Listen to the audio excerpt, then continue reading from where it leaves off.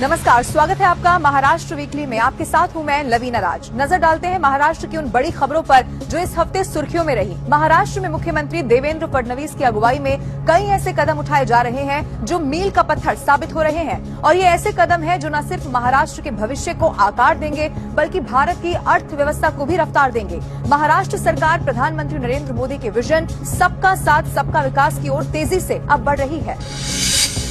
CM Fadnavis सरकार ने स्वास्थ्य सेवाओं को बेहतर बनाने के लिए अहम फैसला ले लिया है। रायगढ़ जिले के खालापुर तालुका के तांबटी गांव में 100 बेड का अस्पताल बनाया जाएगा, जिसका निर्माण Tata memorial centre, integrated Ayurvedic cancer clinic और रिसर्च सेंटर करेगा। स्टैंप ड्यूटी में छूट के साथ इस प्रोजेक्ट के लिए सरकार ने 10 हेक्टेयर जमीन लीज पर उपलब्ध कराई है। कैबिनेट की बैठक में तय किया गया है कि अस्पताल के कुल 100 बेड में से 12% बेड गरीब, बीपीएल परिवारों और सरकारी कर्मचारियों के लिए आरक्षित रहने वाले हैं। अस्पताल में कैंसर का इलाज सब्सिडी दरों पर होगा ताकि इलाज आम लोगों की पहुंच से बाहर न हो सके। जल्द ही मुंबई का ट्रैफिक बोझ अब कम होने वाला है। मुख्यमंत्री फडणवीस ने मुंबई महानगर क्षेत्र विकास प्राधिकरण की कई अहम परियोजनाओं का उद्घाटन और लोकार्पण कर लिया है। उन्होंने कहा, बांद्रा वर्सोवा लिंक, वर्सोवा दहिसर और दहिसर भायंदर लिंक रोड पर निर्माण कार्य युद्ध स्तर पर लगातार चल रहा है। इन परियोजनाओं के पूरा होने से वेस्टर्न एक्सप्रेस हाईवे पर ट्रैफिक जाम से लोगों को राहत मिल सकेगी, और इसके साथ ही मुंबई में सितंबर और नवंबर महीने में 3 नई मेट्रो लाइनों का भी काम शुरू होगा। मुंबई को स्लम फ्री बनाने की दिशा में सीएम फडणवीस ने अब सख्ती दिखाई। उन्होंने कहा कि अब वो दौर नहीं है जब प्रोजेक्ट दशकों तक अधूरे लटके रहे। प्रोजेक्ट शुरू होने के 1.5 साल के भीतर प्लॉट तैयार हो और अगले 1 साल में पुनर्वास भवन खड़ा हो जाना चाहिए, तभी मुंबई को स्लम फ्री बनाने का सपना साकार हो सकेगा। फडणवीस ने भरोसा इस बात का दिलाया है कि बदलाव और विकास को नई टेक्नोलॉजी और इनोवेशन की मदद से तेजी से हासिल किया जा सकता है। मुख्यमंत्री के इस बयान ने स्लम पुनर्विकास और शहरी विकास की योजनाओं को लेकर एक स्पष्ट रोड मैप अब तय कर दिया है। जलगांव जिले के छत्रपति संभाजीनगर रोड पर चिंचोली शिवारा में सरकार भव्य मेडिकल हब तैयार कर रही है, जिसका निरीक्षण उप मुख्यमंत्री अजीत पवार ने किया। मेडिकल हब को 66.27 एकड़ जमीन पर विकसित किया जा रहा है। इसमें एक ही जगह पर अत्याधुनिक मेडिकल कॉलेज, सुपर स्पेशलिटी अस्पताल, रिसर्च सेंटर और दूसरी सुविधाएं भी उपलब्ध हो सकेंगी। अजीत पवार ने इस बात का भरोसा दिया है कि ये मेडिकल हब आसपास के जिलों के लिए भी स्वास्थ्य सुविधाओं का केंद्र बन सकेगा।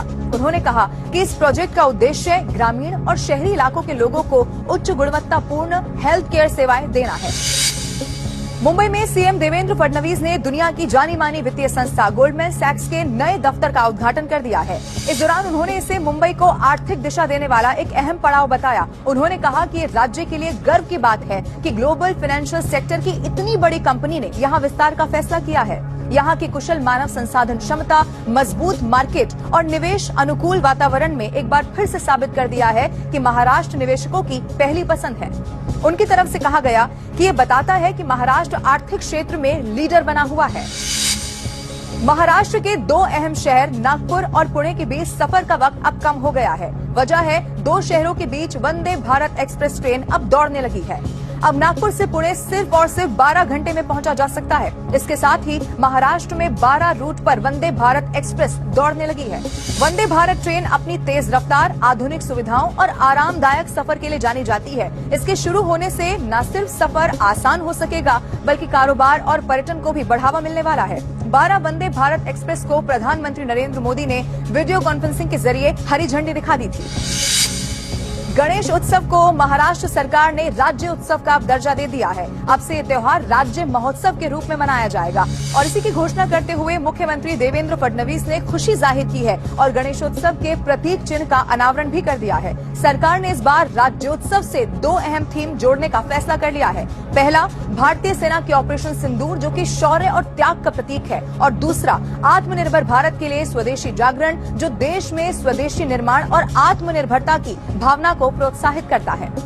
सीएम फडणवीस ने कहा है कि उन दोनों थीम को गणेशोत्सव जैसे लोकप्रिय और जन भावनाओं से जुड़े त्योहार से जोड़ना न केवल समाज को एक नई दिशा देगा बल्कि युवाओं और नागरिकों में देशभक्ति और आत्मनिर्भरता की चेतना भी आएगी। महाराष्ट्र वीकली में इस सप्ताह बस इतना ही। राज्य की संस्कृति और विकास से जुड़ी हुई महत्वपूर्ण खबरें हम लगातार आप तक पहुंचाते रहेंगे। अगले हफ्ते देखना न भूलिए महाराष्ट्र वीकली।